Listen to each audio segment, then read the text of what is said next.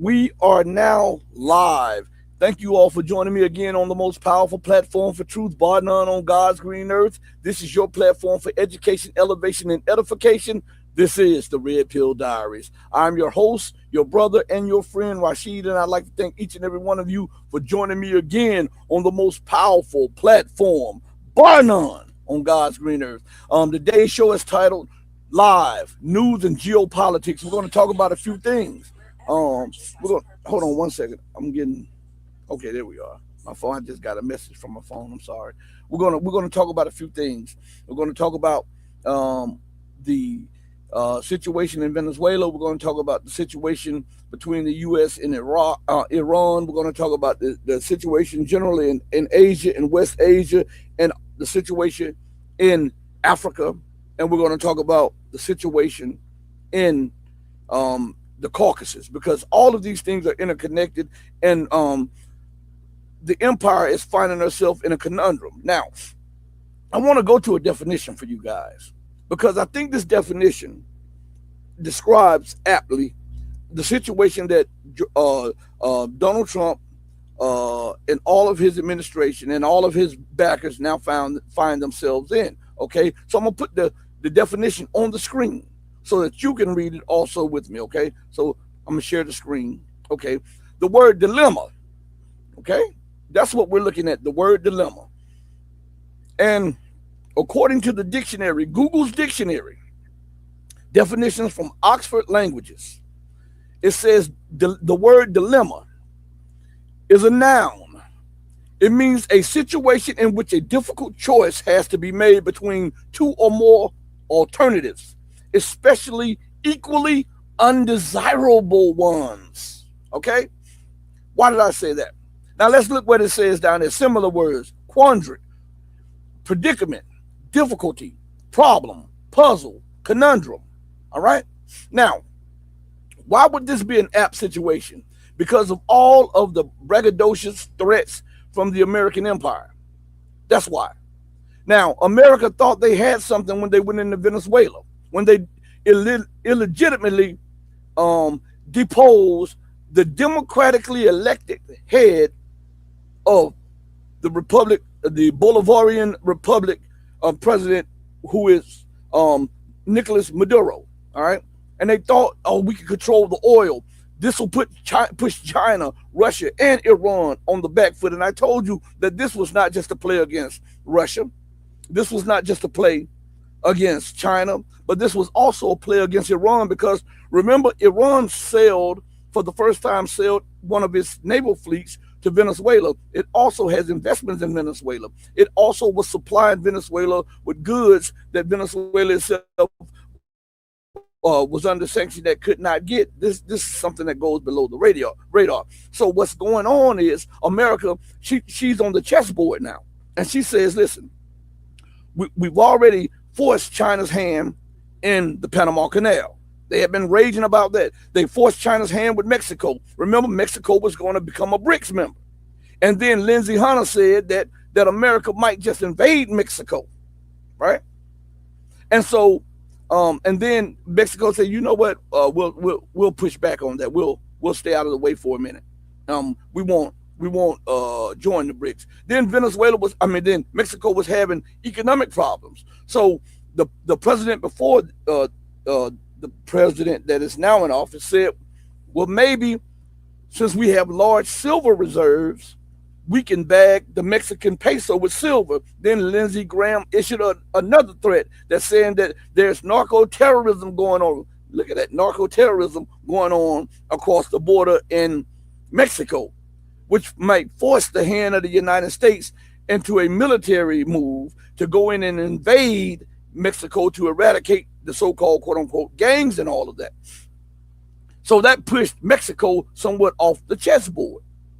Then remember that China, right before that, China was the largest supplier of steel to Canada, and Canada was the largest supplier, one of the largest suppliers to the United States, and the United States had a 25% tariff, which went after steel, which was in an indirect attack on China, right? See, America is playing for keeps. A lot of people don't understand this.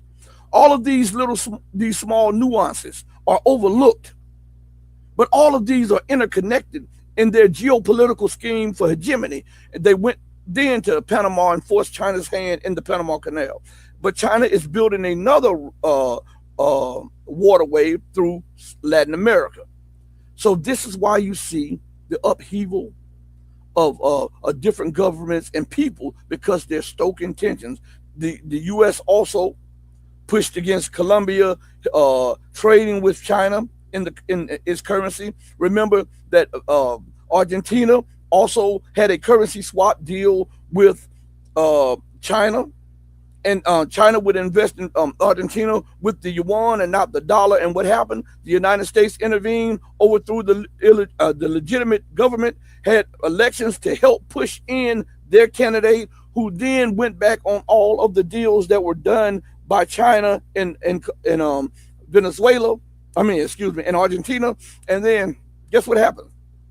After looking at the economic situation, the now right-wing leader had to come back and swallow a little crow and say, hey, we still want China to invest. Hold up. You don't want to join BRICS now. You want to orient your economy towards the United States, but you want China to prop up your economy while you do that? That's insanity, right? So now it has become a basket case for the United States to keep trying to pump billions of dollars into Argentina, and also to give it loans, which, by the way, the United States continues to receive loans to keep its government afloat. So it's receiving loans to give loans to keep the minions afloat, to try to keep power so that it can live another day. The insanity, I'm telling you, when you look at this stuff in real terms, the insanity of it is it's just unflipping believable. And now the United States is finding itself more destitute than ever before. And the kidnapping of Maduro didn't turn out as his plan, because now even for the United States and these corporations, it would take 10 to 15 years to get the infrastructure, the oil and gas infrastructure in Venezuela on par with internationally acceptable standards to then for the profit. And large corporations do not want to go through that again, because they may see and they understand this, that this government has a little support, but Maduro's government is the government of the people. You understand? So anytime that government, anybody that appears to be walking hand in hand with the empire could be overthrown. See, so the companies are very, very sketchy on going in there. So now you see how this is going out of the media about the situation in Venezuela, the kidnapping and the holding hostage of the president and the first lady of Venezuela. You see how that, because these are inconvenient truths for the media, which are the scribes, the modern day scribes for Pharaoh and the government in America. So now they push it to the back burner because of the amount of money that it took and it is taken to maintain this position and to maintain the threats against Venezuela and to keep hostage the legitimate president of Venezuela and his wife. So then they pivot to where? They're pivoting to Iran. But not just Iran. America has deployed troops to Nigeria to quote unquote help terrorists. Isn't it ironic that every nation that wants to join BRICS or is joining BRICS or have deep investment ties with China, there's an influx of terrorism? This is by no means a coincidence. And then it is the United States that then comes and put pressure on these very nations to then allow U.S. or Western troops into the nations or back into the nations to quote unquote help fight terrorism. But this is a play and a ploy to try to win back the Sahel nations through threats and bribes and through terrorism and destabilization and through factional and fractional fighting between different areas. so that they can keep them off balance, so that the Western corporations could then still siphon off the resources and the wealth of those nations to keep Europe afloat and to keep the empire going again, because this stuff would have to be bagged or have to have a currency that is so-called quote-unquote convertible, which is the US dollar. It is to keep the lifeblood of the empire alive. All of this stuff is interconnected, everyone. Hold on, let me go to the chat real quick, because I didn't go. Salute Holger, salute Papushka. Papushka. Yeah, see, you changed your name to Papushka. and Holger, salute. But yeah, Holger says Maduro and his wife sitting in MCC. Yes. and remember that this takes money that the United States does not have. These are the points that I'm trying to tell you. This is what I'm trying to make clear to you that most people don't. And Holger says the government in Venezuela is still functioning. Delcy Rodriguez, however, under duress. Listen, this is what I don't understand. You have to die, right? You never know if your day comes right now. You never know if your day comes later today. You never know if your day comes tomorrow. It's not whether or not you live or die, because as sure as you come here, you're going to go. It's the way that you go. With all of these threats and all of the so-called bluster and the demonstration of what America could do, what would be more impressive is to say, you know what? If you're going to kill me, then do what you must do. But I'm going to stand for my people, and I will die for my people. And if you ask me, how many regrets do I have for that? I would say I would only have one regret. And you may ask me, what regret would that be? I would say that I only had one life to live and give for my people. I wish that God would bless me with 999 more to give to him. That's how you have to look at this thing. Because as sure as you come here, you got to go. It's the way you go that matters. Are you going to be selfish and be thinking about your life at the expense of 48 million people's lives? Huh? You are minute. You are a grass blade in the wind when it comes to the multitude of your people. And to not put your people and your nation first, your God first, it's not living at all. You're dead while you're breathing. That's the way of a coward, to be afraid of their lives being taken. Hell, you're going to die anyhow. Just as sure as you're breathing, you're going to die. That's the way of nature. But a coward dies death over and over again, 1,000 deaths.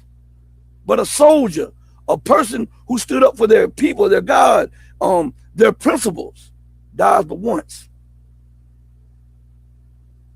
We've got to, it's only selfishness which make you concentrate on you, one person, to the detriment of 48 million people.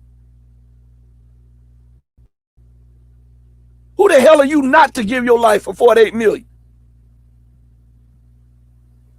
Man, I tell you what, boy. Anyway, I like breathing. I like being able to jog. I like practicing martial arts. I like being with my children. I like being with my wife. I like being with my brothers and sisters and family and stuff like that. I like that. And I would love to carry that on for years to come. But at what expense? For 48 million people's lives?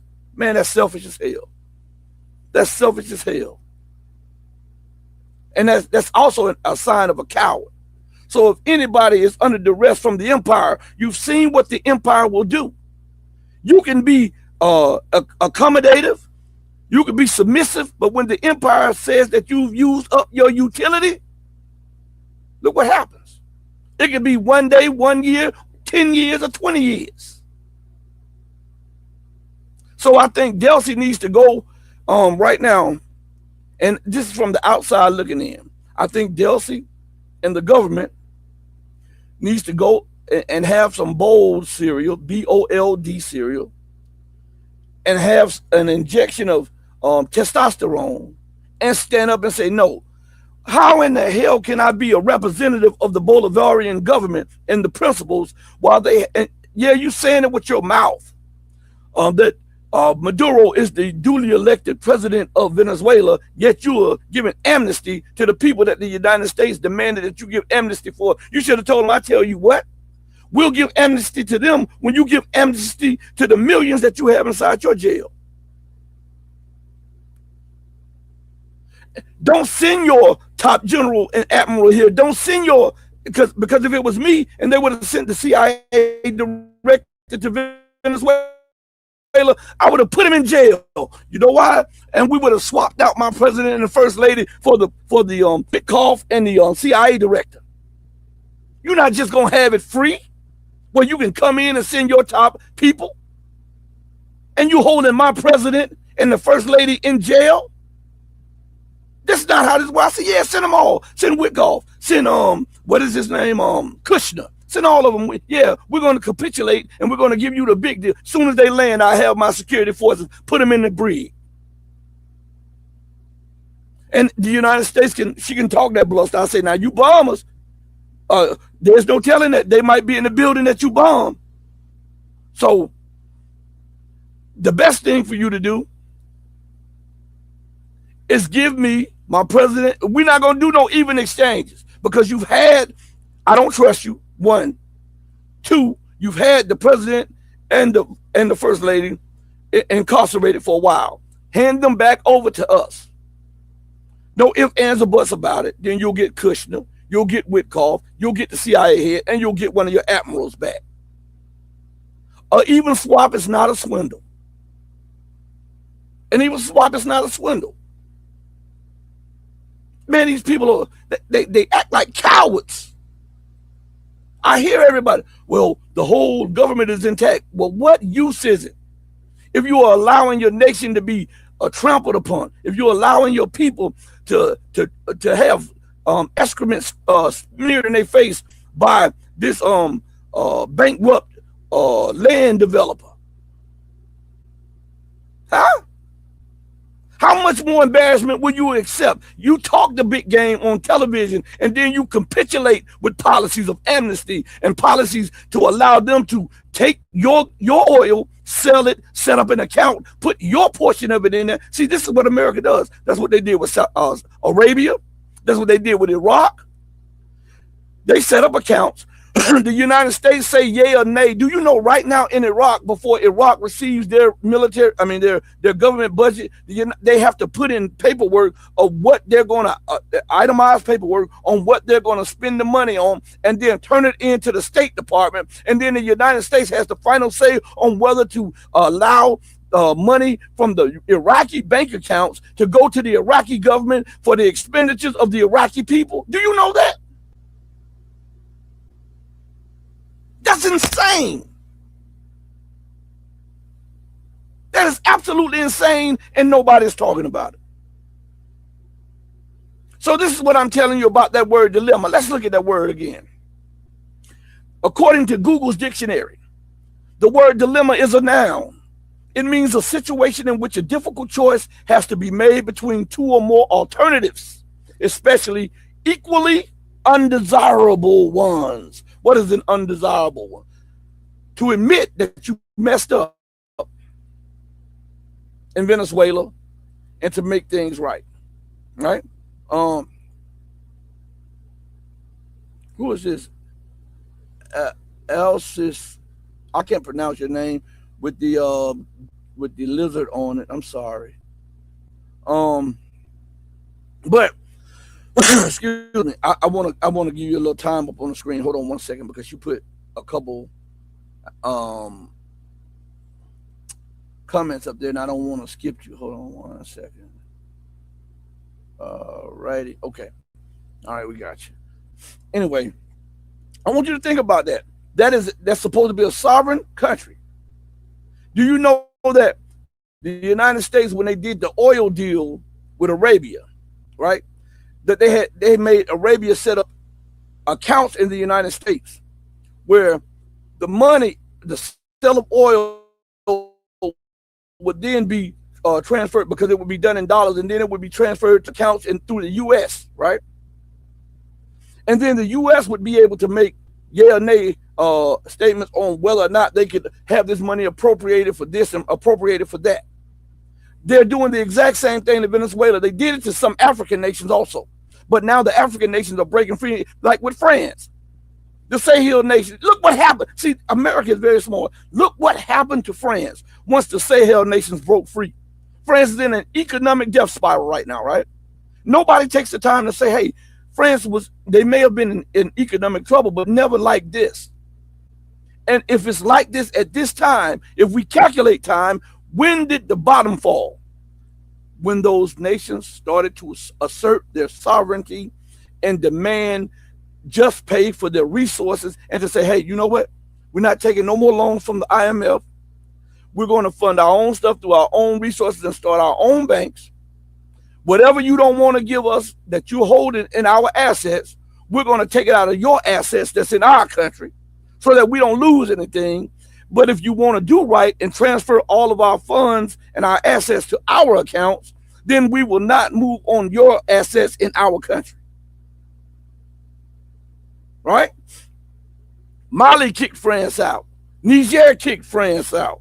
Burkina Faso kicked France out. Look at what's happening to they said that the energy prices have skyrocketed. Food prices have skyrocketed. There are protests everywhere across France, right? The government budget is in dire straits. This is from the colonial, these nations that have been colonized moving towards self-independence. And nobody calculates the time on this. This is what I'm saying. No one calculates time. And if you don't calculate time, you can be off time or out of time. So we have to know when these things started and how they started. And if we know when they started and how they started, and we look at history to have a judgment up against something that we can judge up against, then we can see, and then we can make educated guesses on what to expect after this. We're going to war. We're going to war. What did Jerusalem say? When all else fails, they do what? They take us to what? To war. That's what they want to do. They want to take us to war.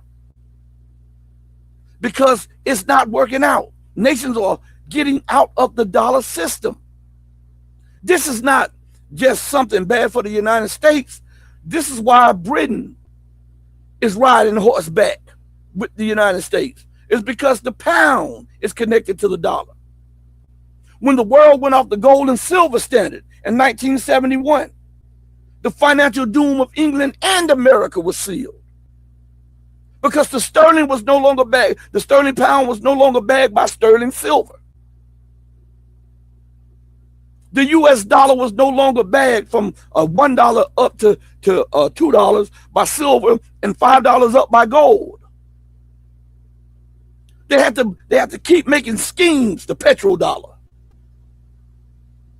And then to keep the nations hostage, they then go into nations, force those nations to sell their currency, their resources in dollars, then force those nations to have bank accounts in the Western nations and deposit their gold in the Western nations so they can have ultimate say over what's going on. You see that with Russia.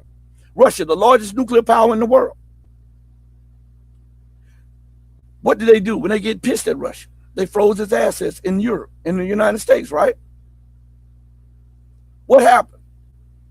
Russia said, you know what? Okay, you want to do this? I thought they should have done it for the longest because it did not make sense for me to be the supplier. This is what I said to everybody. You're not going to tell me what currency to supply what I produce in. If you want what I produce, you're going to pay for it and what I want you to pay for it for. Say, for instance, you go into Walmart. Excuse me. You go into Walmart. You see a TV. Or you see a washing machine. Right? You go into Walmart. And you say, you know what? I like that washing machine. They're charging $389 for that washing machine. And they're charging $400 for that dryer, and I need both of them. So with tax, it'll be $800, right? Okay. You go up to the counter, You have the people to bring the washer and the counter, washer and dryer up to the counter, and they ring you up and say, "Hey, this is 800 USD, $800." But you have gone into your office and printed up some money with your face on it and say, "Nah, I only think this is worth 6 of these." Do you think that you would be able to leave Walmart with that product? Huh?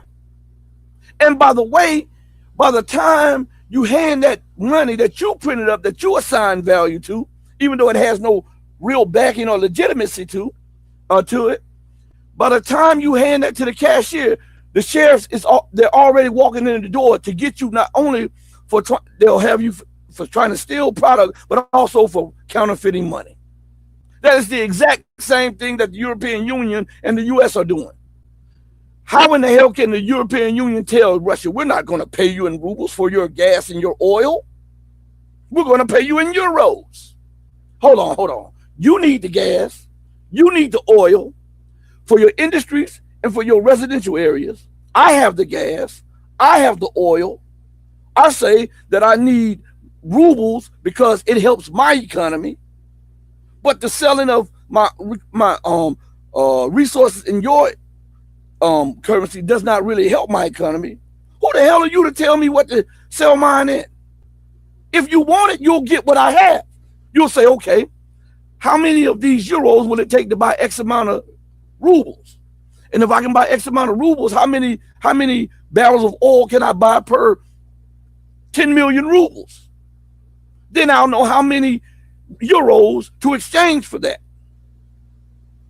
And that would help the wealth of my nation, the independence of my nation, and the growth and progression of my nation. Not for me to just sell my stuff in your currency. You've lost your flipping mind. Try that in Walmart. Try that in Target. Try that in any retail store. Go in your office. I don't advise you to do this. Go in your office, use your printer, print up you some currency, and go in there and tell them, hey, look, I want your product, but I'm not paying for it in US dollars. I just came up with my own currency. I'm paying, and I only think it's worth 3 of these currencies. See how far you get out the door with the product. Matter of fact, see how far you get out the door without the sheriffs arresting you for counterfeit currency. We don't apply these things when we're dealing with the world. We look past these things. Yeah. Hoga says this right here. Yeah, France is in trouble in Niger too. Yeah, absolutely. That's why I said Niger, Burkina Faso, Mali, Nigeria, Nigeria, and a whole host of other nations. France is in trouble. Not just France, but a lot of people don't know that Germany and Canada has bases there too. Yep, in a couple of these countries. And it's there to cause trouble, division, so that the Western corporations could then come in and fleece the people. But these nations are starting to wake up, right? So let's see. Yeah, Hoga, but France has money for the Ukraine. No money for the farmers. No money for education. No money for the arts. No money for healthcare, no money for those who are in need, but you can always come up with money for appropriations for Israel, always appropriations for more weapons and more war and more colonization and more occupation, but nothing that is for the very security of the people that you say are your citizens. This cannot go on in perpetuity. This is the point that I'm trying to tell you. Whenever there's a longing by the people, and there's a gap or a hole in that, and people are longing for change, guess what happens? Nature brings about a change. They bring about people who bring about change. It might not happen that day. It might not happen in that year. Hell, it might not even happen in a few people's lifetime. Look where we are right now. Who would have ever thought that right now, 2026, we would be living in the manifestation of the fall of America and the fall of the Western world when it started in 1913, 1914? Huh? This is the Remember what I told you? This is the snake effect, the contortion of the body. Rigor mortis is starting to set into the system. Economic rigor mortis, political rigor mortis, social rigor mortis, industrial and scientific rigor mortis is setting into the West. This is why they are so frantic, because they used to dominate everything and now they dominate nothing. And this is unacceptable in their eyes. Matter of fact, let's see. Let me go to the comments for a second. Yeah. The willfully ignorant sheep keep getting bleached. Ascended Awakening is in the building. Shout out Ascended Awakening. Let's see. M Spark says it's a great time to be alive. Yeah. This is juice and real. Absolutely. This, for those of you who don't know the reference right there. Absolutely. This is real life. This is the collapse. You remember, for those of you, I'm gonna put it in a term for those of you who are Christians who may understand this, right? And the Muslims will already understand this right here. But I'm gonna put it in biblical terms for the Christians to understand. The prophets and even Jesus himself wished that he could be alive to see just one day of the coming of the Son of Man. Just one day. Why? Because of all of this stuff that is taking place, the technological advancement, the scientific advancement, but also the changing of worlds, where one world that has dictated, dominated, and had dominion over everything is now faltering, sputtering, and in decline, while another world merges in on it that is more just, more fair, and is outside the controls and confines of America, the EU, and European domination. This is what is causing the upheaval and making the nations angry. The nations are mad because everything that they've become accustomed to is being thrown upside down.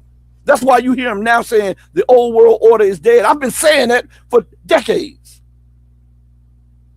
I've been saying it for decades. And now you hear them saying it. But because they have thousands and hundreds of thousands of subscribers, you would think that they were the one. I've been saying it. Check my track record. I did radio for 13, 14 years before I did this. Let's see. Donald says, Solar Bear says, blessed day all, blessed day to you too. And Donald M says, if we survive this, the history books will be exciting, to say the least. Absolutely. Absolutely. So much is going on. Matter of fact, I'm gonna play something for you guys, okay? I want you to see. I'm gonna bring it to the screen, and I just want you to see another reason why they're after Iran, okay? This has little to no talking in it. It's about 2 minutes, and it's going to tell you another reason why Donald Trump is now finding himself in a conundrum, and why all the rest of them really want to go to war with Iran. We talk about oil and gas, and we talk about the Belt and Road, right? We talk about the North-South corridor, right? We talk about the underbelly of China and Russia, right? And we talk about how the Fed has, the Secretary of the Treasury and the Fed manipulated currency rates to try to start another color revolution across Iran, right?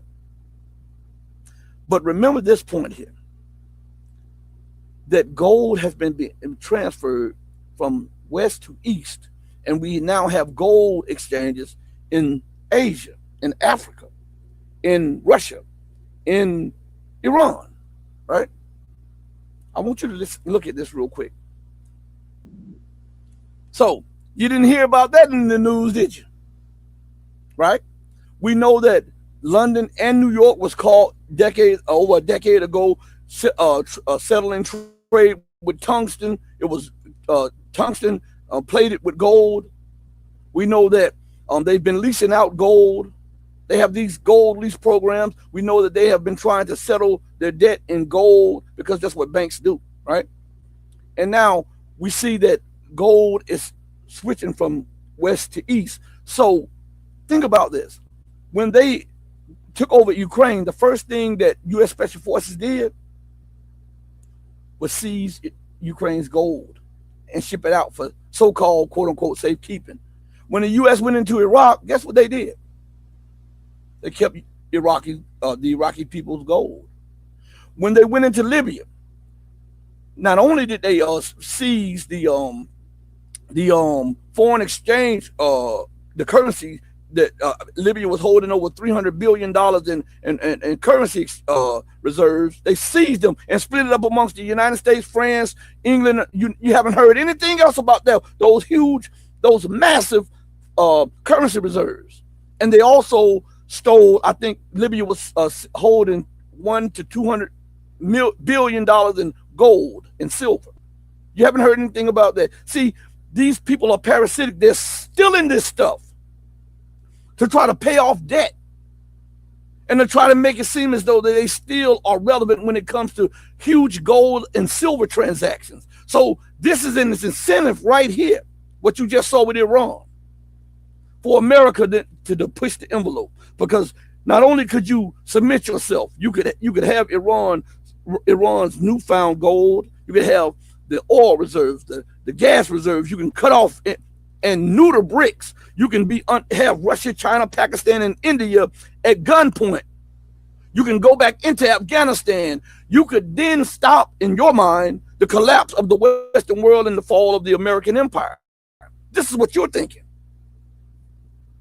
So this gold discovery is something that has not been lost on U.S. war planners, right? Notice that nations are now asking for their gold back. Why?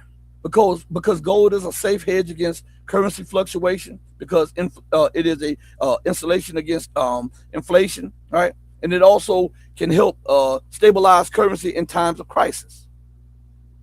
And we know that Canada, which had some gold, sold most of its gold reserves. We know that most of the nations now are using paper contracts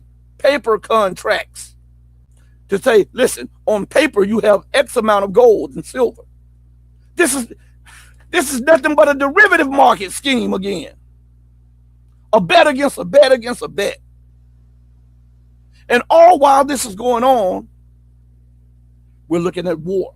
Why war? Because when everything fails, what did Gerald Celente say? They take you to war. Right? I want to play another clip for you guys, okay? Since they won't let me play the clip, shout out, JW, shout out. Since they won't let me play the clips, and since they're banning me from upgrading my platform again on this platform, which I don't know why, but on the hell with them. Anyway, we find a way around all of this stuff. So I'm gonna try to play this clip for you. This is about a minute or something, and it is concerning Gregory Mannarino. I want you to listen to what he has to say. Let me bring this to play up here. Finance itself anymore. The only way it can do that is by expanding the debt and having to finance that at a low price. If we were truly a booming economy, the strongest in the world, would we need to do that, or would we be paying down everything? Of course, that would be the case. But what's happening here is our debt is hyper ballooning, of course, by design, and our deficits are detonating. Of course, you're not supposed to know that. It's all just part of the this thing that's happening here, where you can't get a shred of truth at all from anything, especially this administration. And look, man, I was no fan of the Biden freak show either.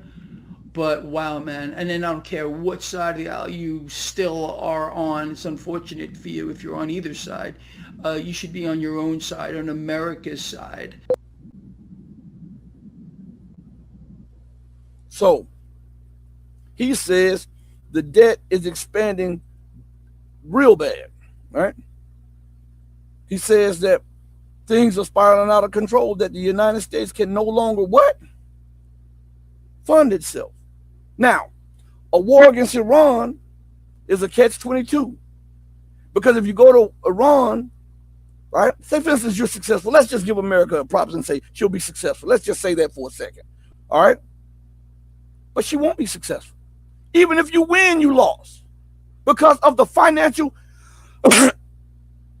payment that you've incurred, and most of all, because of the human capital loss, because of the destruction of the machinery. Do you know, I've been telling you guys this, for those of you who are not newcomers, I've been telling you that this war was coming. And I told you that they're going to go to war with Persia. And once they hit Persia, this would mark the fall of America and England as a power in West Asia. I've been telling you that for years. Anyone who's been a part of the platform or a part of the Patreon or the channel members know I've been saying this for years. What are we looking at right now? The military men are saying, hey, if we go in, we've got to, we can only do X, Y, and Z. And if we do X, Y, and Z, we got to do it fast, hard, and blah, blah, blah, and be able to pull out and declare victory. Because if we fight them, it's a losing battle, because even if we win, we lose. Why? Because it takes money. It takes weapons. It takes armaments. It takes machines. And most of all, it takes human capital to wage, sustain, and win wars. All of those things America does not have at this moment. So even when she hits Persia, I told you it's going to be a give and take. Sometimes it's going to look like America's doing her thing. Sometimes it's going to be like Iran is doing its thing. But in the end, Iran she's going to suffer devastation, but America and the UK are going to be forced to pack up and leave West Asia. We're at that moment in time. Calculating when I was telling you guys this years ago, when everybody was focused on what was going on in the European Union with Italy, about to financially collapse, with Greece about to financially collapse. And I was saying, hey, listen, all of that is taking place, but the empire is going to war with Persia. Even when they were going to war, I said, this is how it's going to happen. I'm giving you how it's going to happen. The empire is going to go to war in Asia, West Asia. She's going to be pushed out of West Asia. And when this war starts, when America's enemies start seeing her in her true form on the battlefield, this is going to push China to move on Taiwan.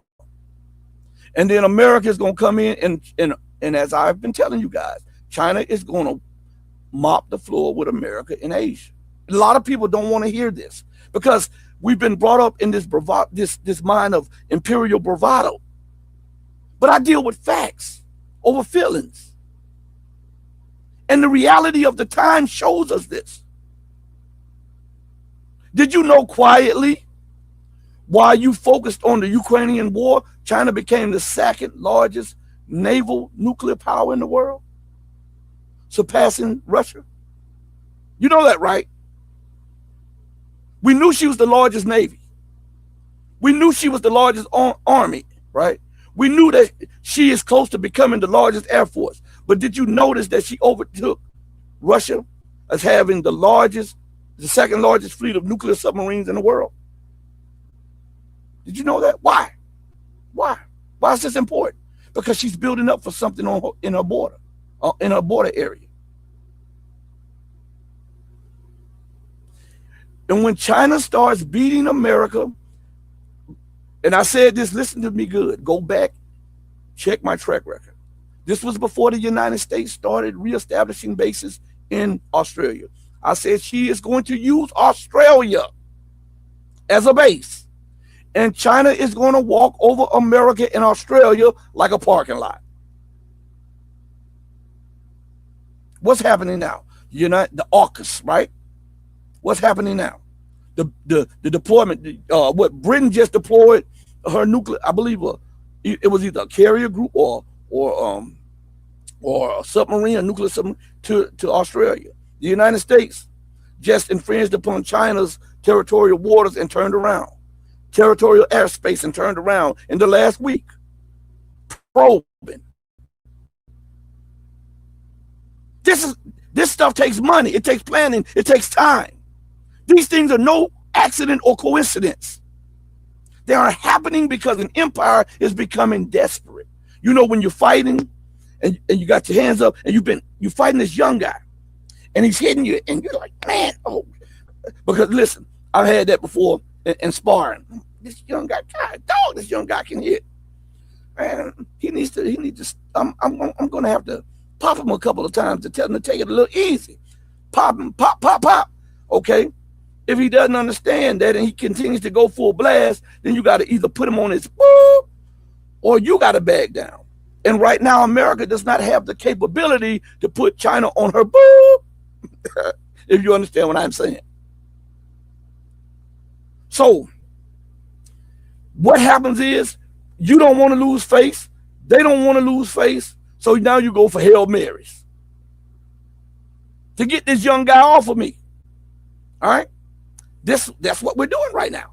America and the West are going for Hail Marys. As a matter of fact, things are becoming so dire, militarily and economically. Matter of fact, let me go to the economic collapse law,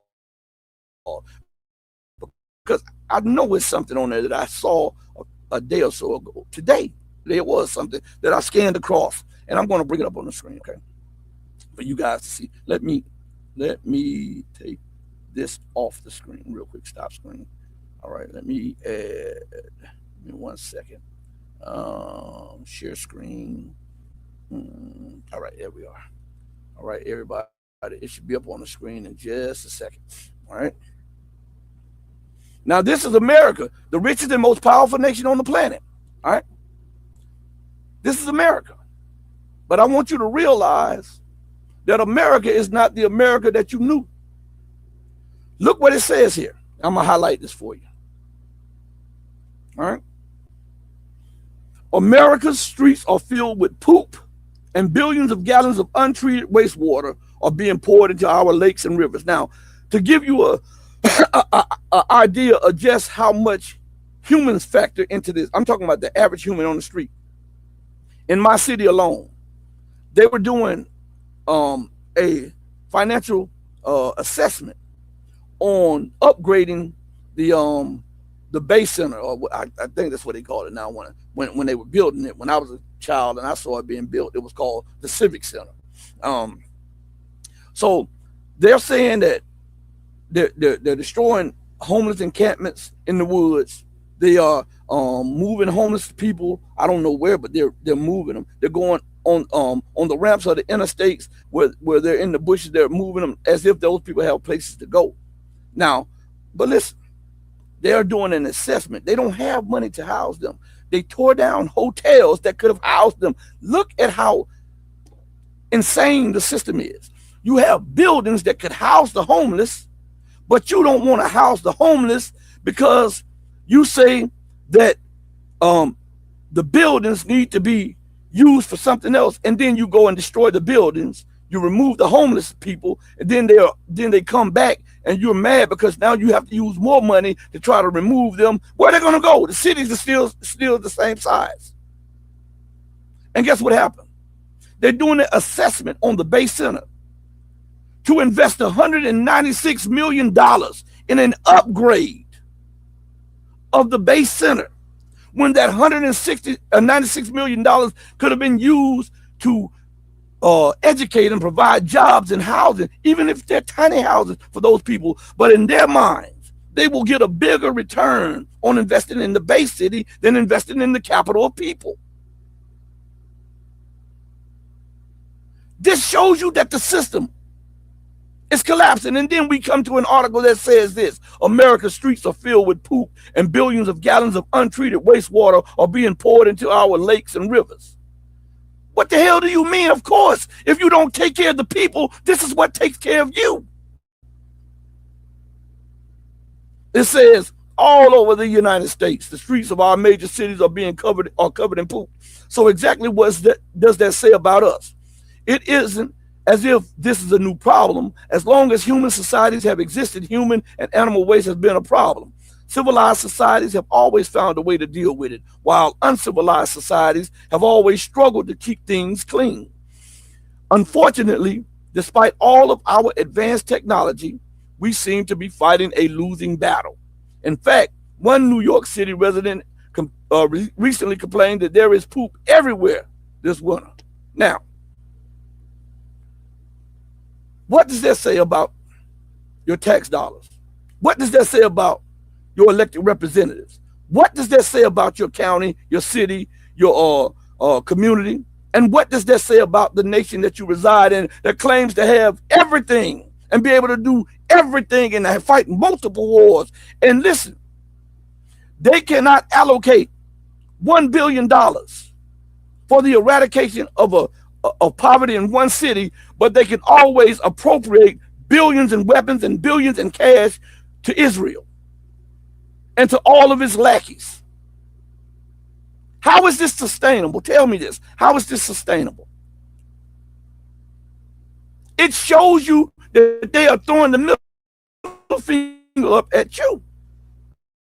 That they don't respect your intelligence and they don't respect you. There's no way a person that cares about you would put you in such a situation purposely.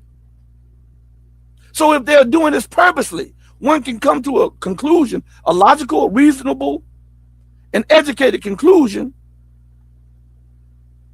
that they don't care. They don't care. On February, look at this. I'm scrolling. I'm just showing you. Look at this. Look at this headline. The biggest housing bubble in the entire history of the United States is in the process of bursting. You hear that? The biggest housing bubble in the history of the United States is bursting. That's crazy, right? What we're watching is it's no longer small. What we're watching is the collapse of the American empire, the American Republic, the Western world. And people don't like this. This is why they are so gung-ho on war. War expands the economy, so it has worked out decades after decades, but this time they're pulling the dud. So smaller wars are not kickstarting the economy. On not doing the trick. They thought that they could do the trick by going into Venezuela, right? Doesn't that's not what's happening. So guess what? They got to up the ante with Russia. They attacked Russia's production facility. If I was Russia, before they could have, because we know who was doing it. Russia needs to stop acting like they don't know who's doing it and take care of it, because as I told you, the longer you allow the bully to bully, the more emboldened and dangerous the bully becomes. If you don't sock the bully in the mouth, the bully will continue to bully and have no respect for your loved ones. And look what's happening in Russia, across Russia.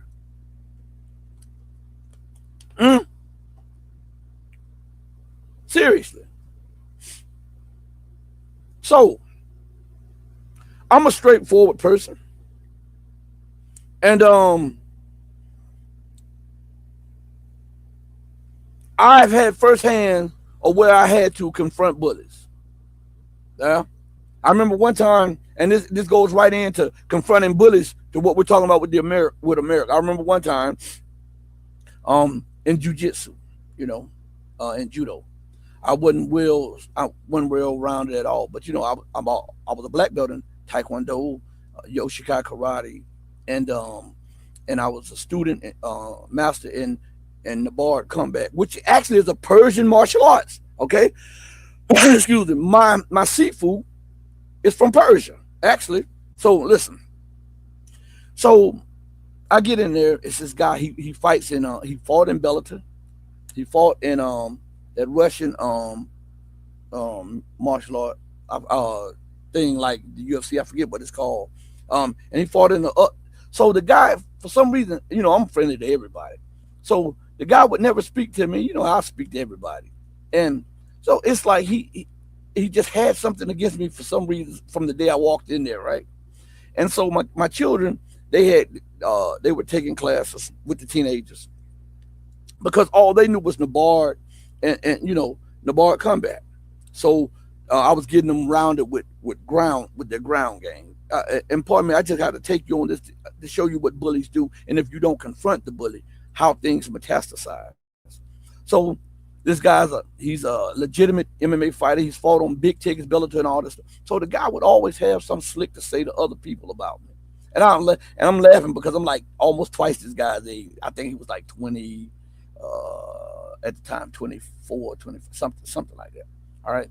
Um, and so it was like whenever my children would spar, they would sometimes get time out up against the wall. And I'm like, what's going on? I go over there, what's going on? Oh, they said we can't use Nabard because it's cheating. And I'm like, what the hell? This mixed martial arts. What are they talking about? It's cheating. So I go ask them. I say, how is that cheating? Well, when we try to put your children in ankle locks and leg locks, we can't do it because they say the stretching from the Nabard helps them with this, so they can't. I'm like, bro, if this is mixed martial arts, that's a strength for them, not a weakness. So the guy had a problem with me. He wasn't even the owner of the thing. So let me show you. I'm showing you something. Bear with me for a second, okay? Because this has everything to do with stopping the bully before it goes out of hand, get out of hand. So the kids would come, they would say, hey, Dad, Robert, I'm not going to tell you his last name because you'll know exactly who he is because you've probably seen it. If you've watched martial arts, you've probably seen him on television fighting. And so I'm going to use the name Robert. Robert says this that he could easily take you, blah, blah, blah. He could do it. And so I started laughing. I was like, ignore the guy. Just keep doing what you're doing. So every day they would come, hey, Robert, it seems like Robert has something against you. So one day in the middle of class, I told the kid, I said, I'm going to talk to him after class, okay? My children know that I'm a direct person. So if I have something to say to you, I'll say it to you. I'm not going to say it to that person or that person. I'm going to say it to you, okay? And I think that's the way men should conduct their business. So I just so happened in the middle of us training on a key leg lock, he was one of the instructors. So as I got up to talk to Mike, one of the co-owners of it, he was there. And he went over to Mike to ask, what did I say? And before Mike could tell him, I was up on him. I was like, right. And I grabbed his hand, shook his hand. I said, hey, I wouldn't let his hand go. I said, hey, you and I need to talk after class. All right, you and I need to talk. And so Mike was like, what's that about? I said, this is between he and I, we'll talk. And so after class, I made it my business to go up there. I said, hey, let me talk to you for a minute, man to man. My children keep saying that you're saying this and this and this. I said, I know how sometimes kids can exaggerate or stuff like that. I said, but let me tell you something. If you have something to say it to me, not my children, me. And if what you're saying, if you feel that way, there's the middle of the mat. There's nothing but space and opportunity. Let's not say what we will do in the absence of the other person, because right now we're both present and we can take care of that right now. Everybody was looking, and it put him on the spot that either he had to shut up or he had to, as my mom say, pee or get off the potty. I had no more problems after confronting him in front of everybody, because I told him, I said, since he's saying it in front of everybody, I'm going to confront him in front of everybody. And that's what happened. And then it was funny because it was sweet to my ears. I saw him fight the next week on Bellator and get knocked out. All right. So, but I'm telling you, this is what has to happen. You have to go straight to the people and tell them, this is what is acceptable. This is what is unacceptable. And if this is unacceptable and you do this, this is the consequences of this. The political theatrics I can't get with. I guess that's why I cannot get in politics, because I can't do that. I'm going to tell you what it is and what it isn't. What I can do for you, what I can't do for you. How this will go down if you don't do this, this, and this, and how it'll go down if I don't do this and this. And then if you decide to step over those boundaries, then the best man wins, because there's going to be some problems. It's going to be some serious problems. But Russia has a lot of problems because they would not sock NATO in the mouth. But Iran showed that even with its limited strike capacity, with the help of Russia and China, in the 12-day war, Iran showed America, hey, listen, I'm going to strike you back. So this is what needs to happen. An Oresnik needs to fly, not into Ukraine, but outside the boundaries of Ukraine, where the war weapons and the war planning and all the instructions are taking place. And when the West starts complaining and whining, say you are a direct participant. You helped assassinate a couple of our generals. You tried to assassinate one of our other top generals. You've been helping to relay information to these people on the battlefield to bomb our civilians in our cities. So you are a participant. If from this moment on you do X, Y, and Z, this will then escalate into a full-fledged confrontation, because we will not allow you to have our citizens in this position anymore, period. It is what it is. And if you choose to do so, this will be the consequences, so it will not strike you out of the blue.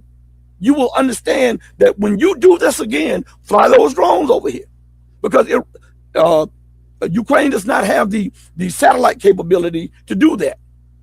So if these drones fly over here again, if they hit one of my manufacturing plants, if they hit my industry, if they hit civilian buildings, then for every one you hit, we're going to hit 10 outside of Ukraine.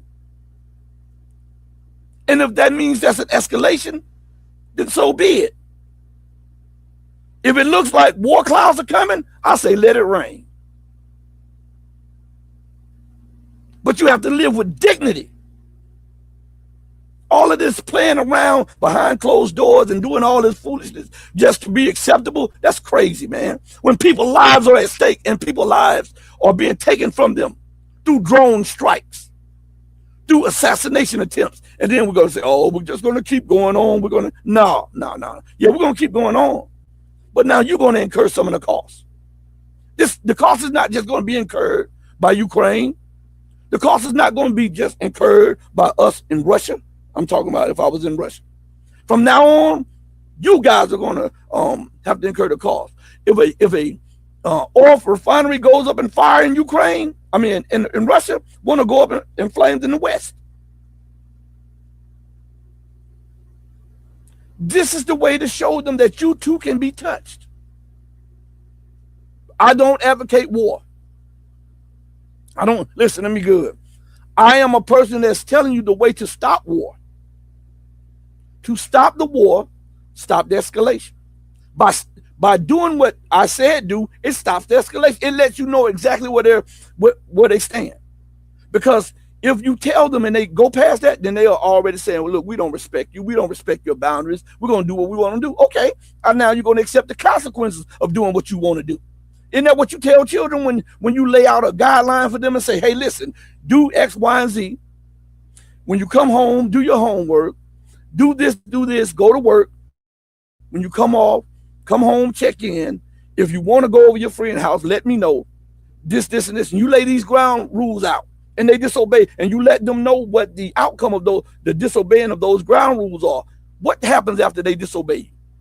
You punish them by making them obey the consequences of what they've done, right? Right? This is not just for households. This goes up to governments. If you don't do it, it escalates. Look what's happening now. It's escalating to such a point now that now each one of these nations are flying warplanes close to each other's borders. Right? Because we're in a position where they're desperate. They are so and all while they're desperate. Matter of fact, I think I got another clip. I'm gonna show you the situation in America. While she's giving money to build infrastructure elsewhere, and while she's giving money to Ukraine, and while as a matter of fact, she's cutting benefits to veterans, right? She's giving money to Ukraine. She's cutting education. She's cutting healthcare. She's cutting all this stuff. She's giving money to Israel. I hope this video right here plays. I'm going to put this on the screen. I want you to listen to this. And it might pause a little bit, but it's not me. It's the video itself. The people were actually taking the video and it wasn't of the best quality. But listen to what they're saying about the realities here in America, okay? Like something you would watch in a documentary or something that you'd read about. Now it just feels closer than ever because You go out into the cities and you see streets lined with tents, more and more people living in cars. You see people that can't afford food anymore. This is what our shitty ass healthcare has come to, where my patients need medicine and supplies and their insurance won't cover it, and here I am spending my own money because my patient needs it, and he doesn't have any money and he can't work.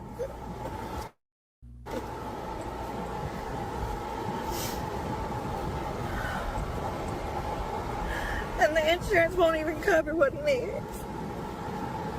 And I'm sad and I'm sick and tired of it.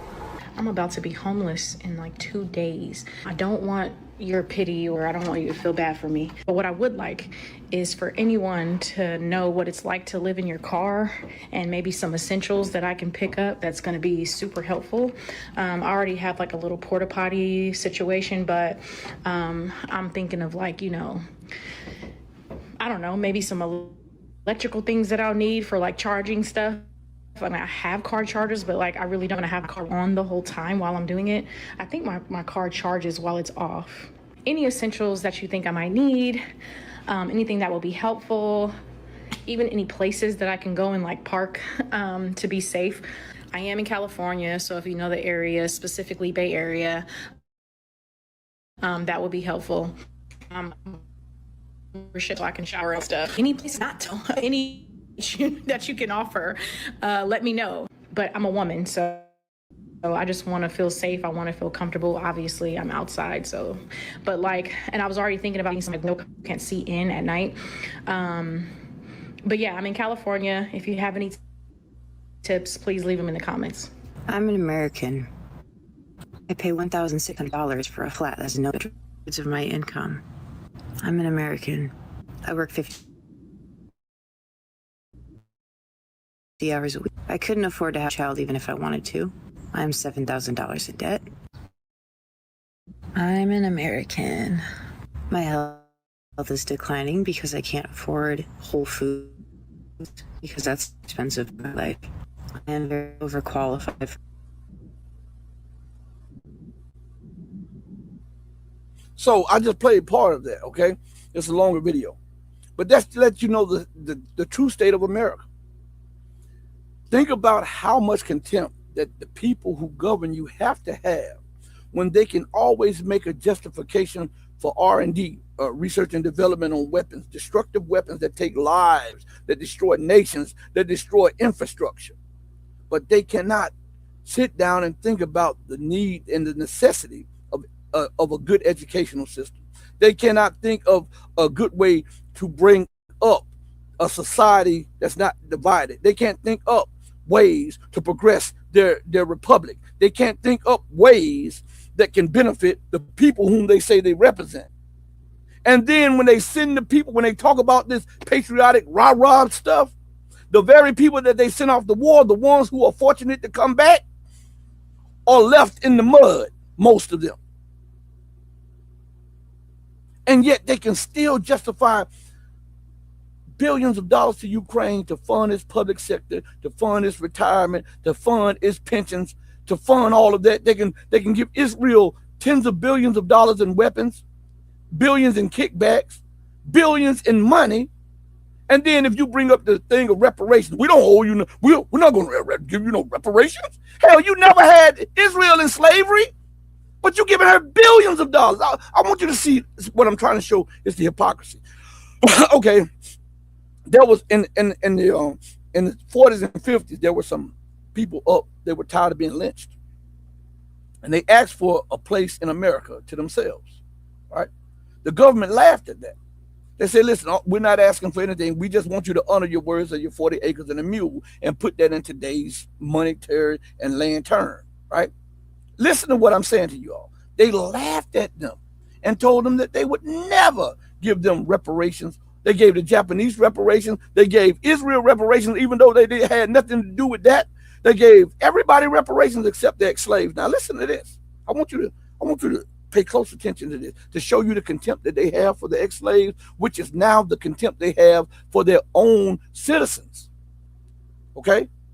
Because in reality, black people have been telling you that the government was corrupt as hell and hypocritical as hell. And now it's for everybody to see, because we were at the bottom and we understood what was going on. Okay. And now it's reaching such a fever pitch in America that even Ray Charles could see the corruption and the hypocrisy and the disregard and disrespect for the very people who defended that country. So listen, the ex-slave acts, listen, give us the 40 acres and the mule in land and monetary term, and we'll go to ourselves and build for ourselves, and we won't be a burden on you. They laughed at them.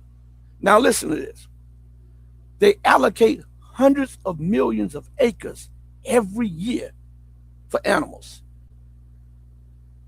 Let me say that again. They allocate hundreds of millions of acres per year, and then a budget for the rangers, the park rangers, to upkeep that area per year for animals. And they laughed at ex-slaves who said, just give us what you owe us. We won't be a burden on you. We just want to do for ourselves. And then when now they say, well, you're lazy, you should do. No, you would not pay what you owed. And now they're doing it to white America. They won't even help the people who have defended their country, black, white, brown, red, or yellow.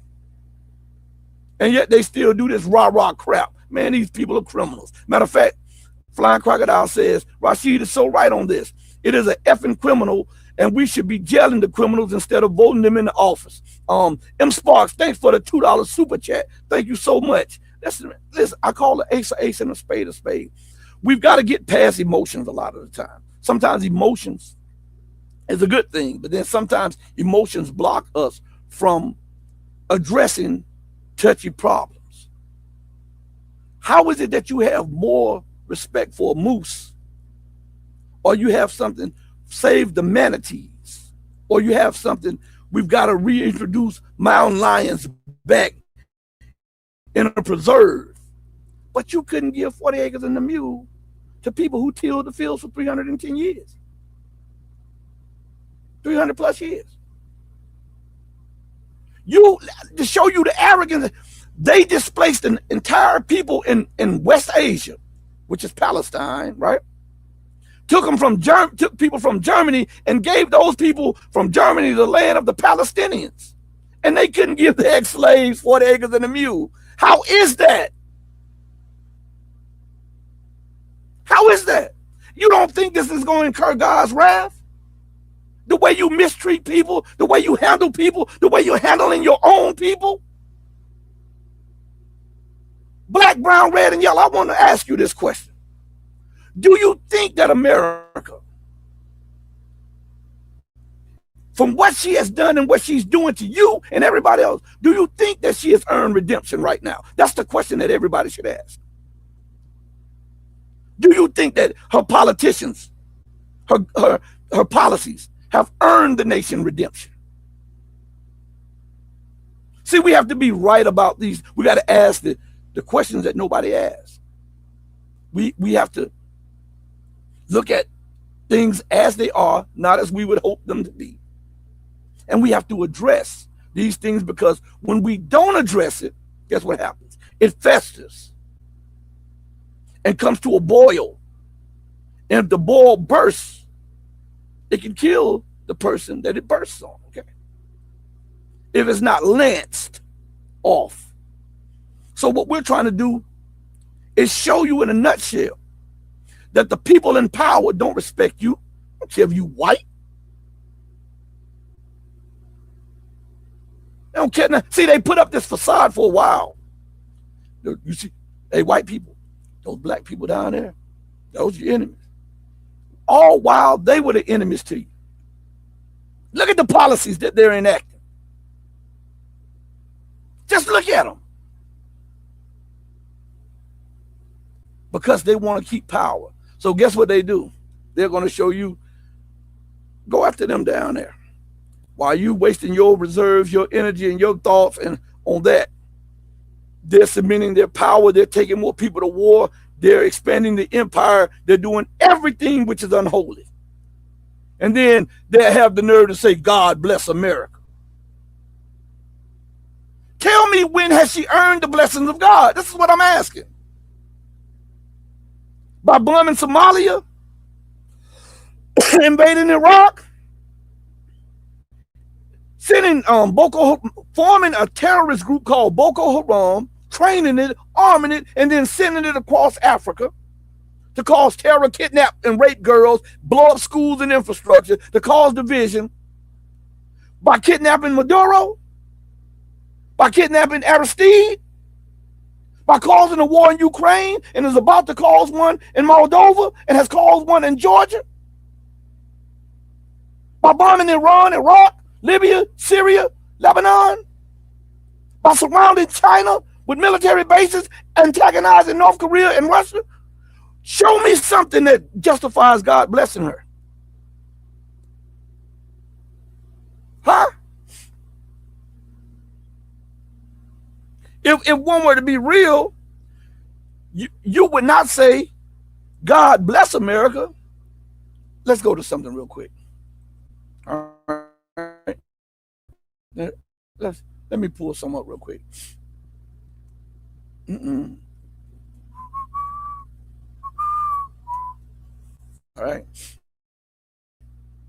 All right. Here we go, right here. Give me a second. Let me pull this up for you guys.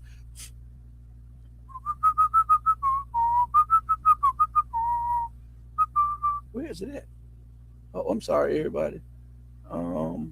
Share screen. Okay, there we are. All right. It should be on the screen right now. Instead of saying God bless America, if we look at her actions and we are supposed to be fair with what our judgment and our thinking, the proper word would be damned. Let's go to the meaning of that word. The word damned is an adjective. In Christian and Islamic belief, it is condemned by God to suffer eternal punishment in hell. It's cursed, accursed, doomed, lost, blasted, damned, flaming, precious, confounded, pestilential. All right? So that fits the description of America than anything else. How in the hell can you justify giving $300 billion to Ukraine for a war that was unnecessary against Russia, when all it would have taken was 20 billion or 40 billion to eradicate homelessness and hunger and poverty in America? How? How does that demand blessing when you ignore the life and the sanctity of life and the security of life and progression of the people you're supposed to be the stewards over? And yet you would take their money and allocate it to war and the progression of war and the prosecution of war. How does that demand for a God to bless you? If we're talking about person to person, you would say that person is damned. So if we're talking about nation to nation, instead of God blessing America, let's use the word that should be used when we're talking about this. God damned America.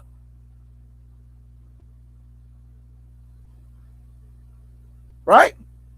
Remember, for my Christian brothers, God said that he would delight himself in making war with those who love to make war.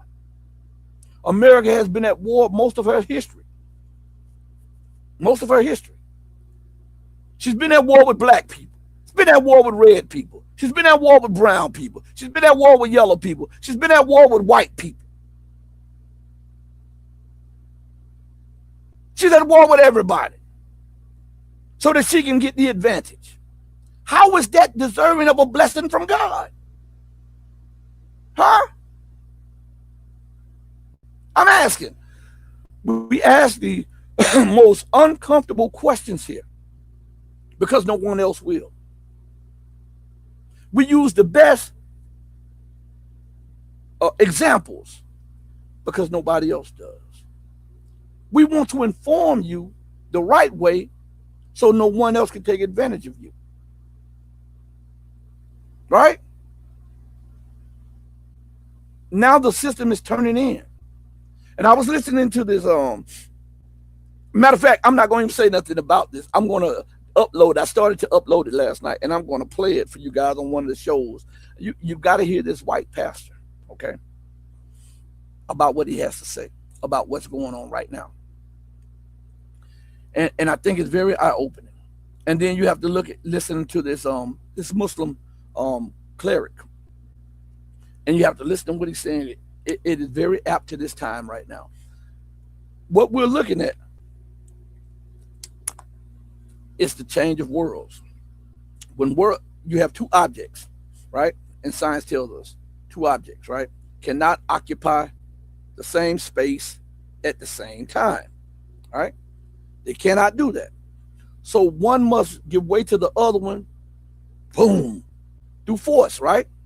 So we're looking at an old world that is trying to maintain itself by any means necessary as the top dog or the single pole of power. And we're looking at another world that is now, boom, merging in, and it's younger, it's fairer, it's juster, more just and more free, and it's pushing that old world out of the way. And now they're resorting to war. The old world is resorting to war, and they're saying, listen, if I can't rule, I'm killing everybody. I'm killing everybody. If I can't rule, think about this. If you think I'm not telling the truth to you, think about this. Why would Trump let the nuclear agreement lapse, the international treaty lapse? Because they said they wanted to build more nuclear weapons. Now, the insanity of this is that it doesn't take 1,000 nuclear weapons to blow the world up. But America wants more than what she has. To coward people, to thump her chest at people, to let people know, listen, if you try to challenge my rule, I'm suicidal enough to kill everybody. You have to be a maniac. You can't go live on Mars because the atmosphere, the environment is different. You did not come up off Martian soil. Your life was not according to the Martian planet. Your life is made according to the planet Earth, the environment of Earth, the atmosphere of Earth. That's why you don't have to walk around with a suit on. You can't even drink water on Mars because it is, even though it is water, it is from that environment. It'll kill you. They don't tell you that. Go look in the scientific books. They don't tell you, oh, we found water. Go drink it then. Drink it then. Life was not made according to this Star Trek fiction that they sell you. So you are so insane and you want to rule so bad that you're willing to kill everybody. Well, where are you going to live? Well, we build underground cities. Well, how long can that be sustained? Because eventually the oxygen will run out. Eventually the food will run out.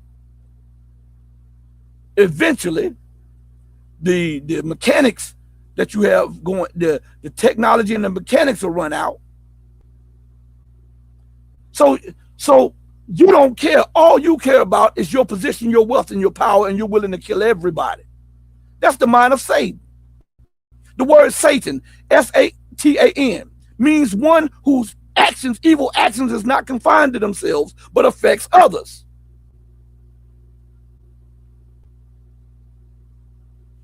Satan and devil are two different things.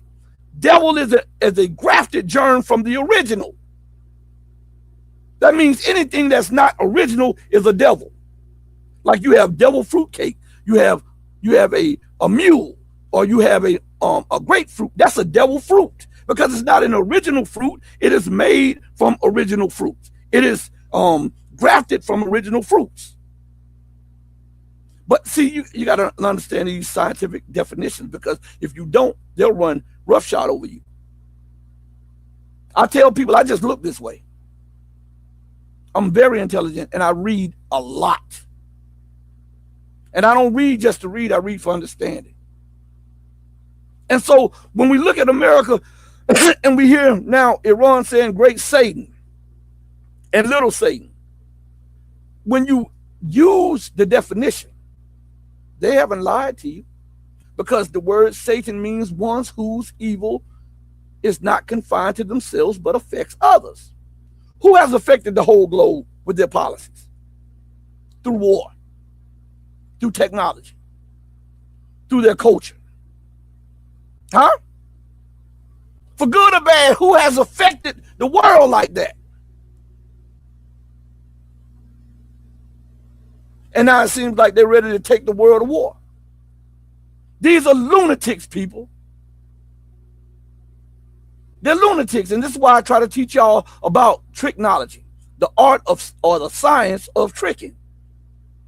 These people are political magicians, sleight of the hand. Everybody, notice this, every time something goes down, America never is in the wrong. Everybody else is a dictator, a tyrant, a thug, or raining down on their own people, or human rights violators. And America, comprising 5% of the population of the planet Earth, but it has 25% of the prison population. Yes, she talks about human and freedom right, or the rights of people.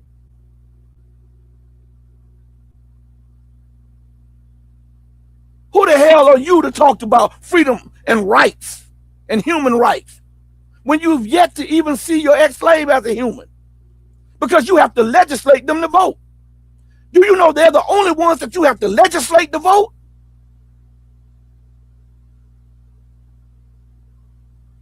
Talk to me. You can't do this stuff in perpetuity and expect for things to work out for you. That's why the world is turning against you. That's why China is building up against you. That's why Russia is whipping you in Ukraine. That's why Iran is preparing for war. That's why the Sahel nations are kicking out colonial powers. That's why Latin America is rising up. That's why the people of America are starting to tremble and get angry and mad. It's because the system is unjust. And those who are beneficiaries of the system continue to want to impose it on every living creature. They're trying to be like what God said to Adam, right? Had dominion over all of the fowl of the air, the fish of the sea, and every creeping thing that crawls, right? Is that not America's policy?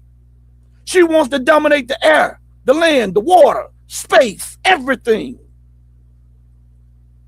Because she believes that inherently God gave her that right. But it's all coming to an end. And we're watching it in real time. We're watching it, and this is the fall of America. Make no mistakes about it. Look, I want to thank each and every one of you for this hour and a half that I've been with you and that you've been with me. Man, I love you all if you love truth. But let me say this, do right by others, not because there's some material gain to be had or because some accolades are behind it. Do right to others because it's the right, the humane, and the godly thing to do. Because even when no one else is watching you, remember that God Almighty is watching you. Hey, y'all, hit the like button and share this thing, man. Please. Also, check your notifications, see if you've been unsubscribed. Hit the bell icon again. Resubscribe if you've been unsubscribed. Go to all of the platforms and subscribe. All right? Let's beat this thing. Know that and as my mother would always say, God sits high on the throne of power, but he looks low at the actions of man. Know that I love each and every one of you who loves truth, but know that the love that I have for you will always pale in comparison to the love that God has for you, the God of freedom, justice, and equality. Know that I love you from the depth of my soul to the bottom of my heart if you embrace the truth and the reality of the time, which means that one world is dying and a new world is coming in. All right? Hey, mama, look at you. Look at your baby boy. You know I'm going to represent you to death. Your baby boy loves you more than life. Thank you, everybody, for joining me and for supporting the platform. We're out of here. Peace.